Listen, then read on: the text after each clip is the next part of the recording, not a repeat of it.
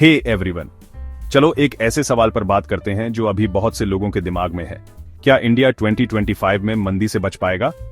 Global slowdown, महंगाई और job markets के बारे में बहुत बातें हो रही हैं, तो मैंने सोचा कि मैं आपको लेटेस्ट डेटा और न्यूज के साथ इसे समझाऊं। सबसे पहले मंदी क्या होती है?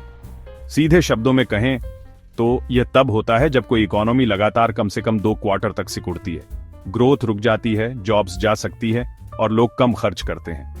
अब ग्लोबली थोड़ी चिंता है, खासकर रशिया यूक्रेन संघर्ष, चाइना की इकोनॉमिक स्लोडाउन और यूएस में हाई इंटरेस्ट रेट्स जैसी चुनौतियों के साथ।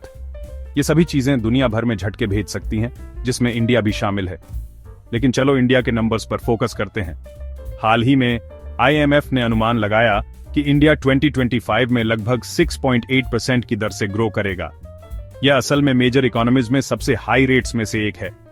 यहां तक कि रिजर्व बैंक ऑफ इंडिया भी कहता है कि ग्रोथ मजबूत रहेगी, बढ़ती डिमांड, डिजिटलाइजेशन और इंफ्रास्ट्रक्चर में गवर्नमेंट इन्वेस्टमेंट्स की वजह से।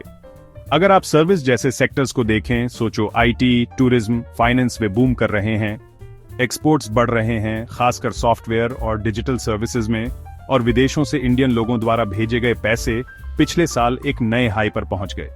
स्टॉक मार्केट भी नए रिकॉर्ड्स छू रहा है, जो दिखाता है कि इन्वेस्टर कॉन्फिडेंस मजबूत है। लेकिन सब कुछ आसान नहीं है।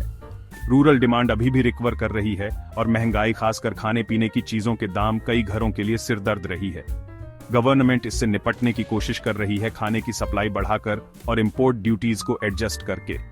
साथ ही जॉब क्रिएशन को लेकर चिंताएं हैं, खासकर वर्कफोर्स में आने वाले यंग लोगों के लिए। तो रिस्क क्या है? अगर ग्लोबल ऑयल प्राइसेस बढ़ते हैं या अगर वर्ल्ड इकोनॉमी को बड़ा झटका लगता है तो इससे इंडिया धीमा हो सकता है। साथ ही अगर मॉनसून फेल होता है तो एग्रीकल्चर को नुकसान हो सकता है, जिससे आबादी का एक बड़ा हिस्सा प्रभावित होता है। लेकिन अभी के लिए ज्यादातर एक्सपर्ट्स का कहना है कि 2025 में इंडिया में मंदी की संभावना कम है। मेरा टेक यहां है, इंडिया की ग्रोथ स्टोरी मजबूत है, लेकिन अलर्ट रहना इंपॉर्टेंट है। गवर्नमेंट और RBI को महंगाई को कंट्रोल में रखना होगा और यह सुनिश्चित करना होगा कि ग्रोथ का फायदा सभी को मिले, न कि सिर्फ कुछ लोगों को। अगर ऐसा होता है तो इंडिया को मंदी से बचने में सक्षम होना चाहिए और शायद दुनिया के लिए एक मिसाल भी कायम करनी चाहिए। आप क्या सोचते हैं? क्या इंडिया मंदी से सेफ है या आगे छिपे हुए खतरे हैं? मुझे कमेंट्स में अपने विचार बताएं और ऐसे और अपडेट्स के लिए सब्सक्राइब करना ना भूलें। देखने के लिए धन्यवाद।